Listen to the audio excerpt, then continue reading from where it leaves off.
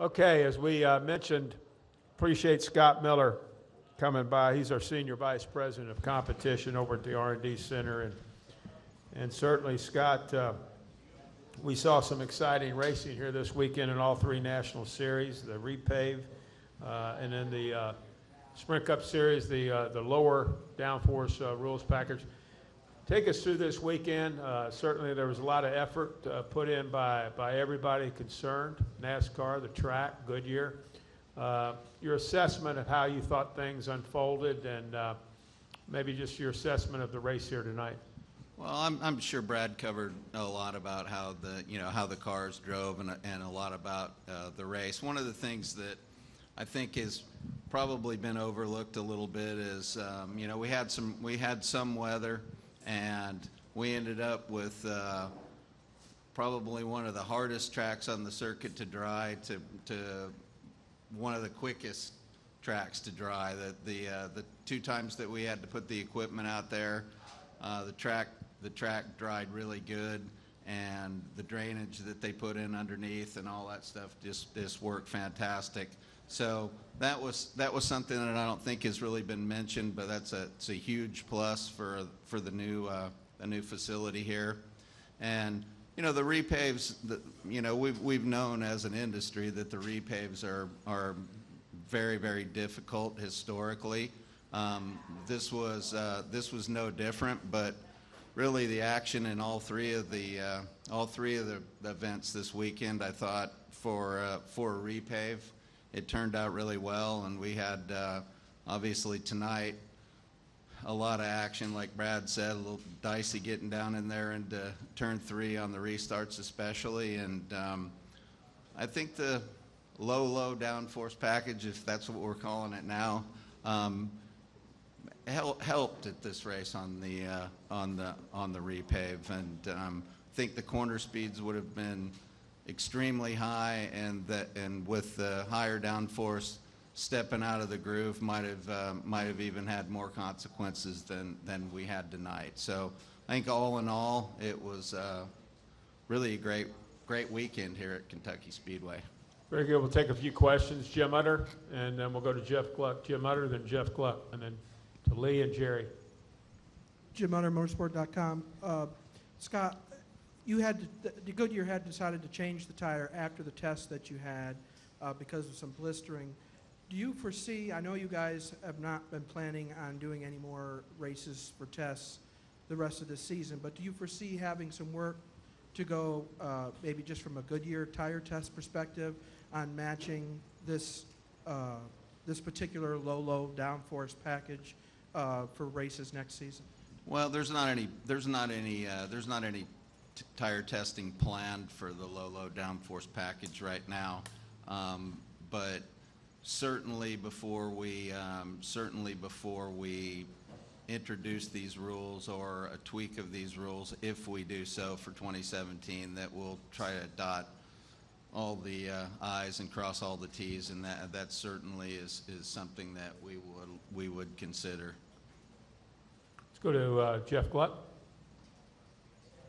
How much can you really evaluate the package based on the new, like when you look at it and you're trying to break down the data and decide whether you want to take this for next year or whatever is in the future, what does the tire have to do with it? What does the repave have to do with it? And how can you evaluate the package with all those different factors? Well, it's a little bit more obviously difficult to make a concrete conclusion. Considering all those things that you mentioned, certainly it's a little bit more gray than if it was at a place that we had had a lot of races and some consistent races over years on the surface. But I think that still we can look at kind of what Brad said. It's certainly going to be. I think I walked in when he said something. We're professional drivers, and it's not supposed to be easy. So certainly, I think the downforce package that we got, no matter where we're racing, is gonna provide that. I think Lee had a question, and then we'll go to Tucker. we asked Brett earlier about, the three different packages, All-Star, Michigan, and here. He said that All-Star was more low skew than low downforce. Can you just kind of go into a little bit of the background between All-Star, Michigan, and this package, and what benefits you saw of each of them, and what do you see carrying over to 2017? Okay, well, the All-Star race had just one element of what we raced here tonight and what we raced at Michigan, and that was the rear end housing with zero toe. So that just induces less yaw into the cars, and that also takes side force away and a little bit of down force away. So that was the component that from the All-Star race that was the same as what we had here.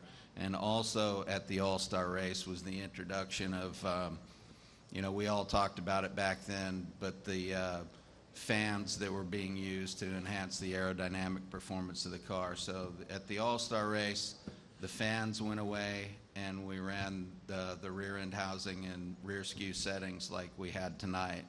And so on top of that, for the 2017 package, if you will, is a smaller splitter and a smaller spoiler that took about, on the order of 500 pounds of downforce away. So those were the differences in the. Did you see that tonight, especially getting into 3 and 4, and you think that was more indicative of the track? I think that certainly a combination of both. I don't think that anybody that's been championing and wanting us to go this way ever felt that the cars would get into the corner like the other one. It's just not in the cards. When you take downforce away, you're going to take grip away, and it's going to be, more difficult to get into the corners. Let's go to Tucker, and we'll end with Jerry. Go ahead, Tucker. Tucker White, SpeedwayMedia.com. Now, Scott, I understand that there's no plans to run this again this season, but in the interest of getting a representative sample, wouldn't it be in the interest of the sanctioning body to consider running this package at a track with a more abrasive surface, such as Darlington? There were some strategic reasons why we chose to do it the way we did it, and we engaged the entire industry on putting the plan together of when we're going to do it. That certainly does make sense, but the timing of that and some testing we had and some other things, there's a lot of things that go into making these decisions and making the schedules, so it just didn't line up for us to be able to do that in the initial plan. Now, after tonight, we'll go back and we'll sort of reconvene with the drivers and the owners and the OEMs and decide where we're going, and we're open to a lot of different options, and if something like that bubbles up and we have industry support for it, nothing right now is out of the question. One thing that I think that we won't do is change the chase around. We'll stick to our guns and run the 2016 regular 2016 package in the chase races, and all of this has been geared toward deciding what we're going to do for 2017 and getting it decided as early as we possibly can, which gives the teams the most runway into next season, which is something that they've needed and been asking for. So that's what we're striving toward. Final question over here, Jerry. Jerry Jordan, Performance Racing Network and Kicking the Tires. I talked with Cole Pern before and after he met with you and the other guys in the hauler. He was happy neither of those times. Can you take us through that meeting and what that was about? No, I didn't expect him to be happy, but you can't pass on pit road. So if you do pass on pit road, it specifically says it has to be to the right when somebody's peeling off into their box. So without getting too deep into it, I didn't expect for him to be happy, but can't pass cars on pit road. Scott, thank you very much. Certainly thank you and the folks at the R&D Center for all the hard work, and we look forward to the great racing the rest of the season. Thank you.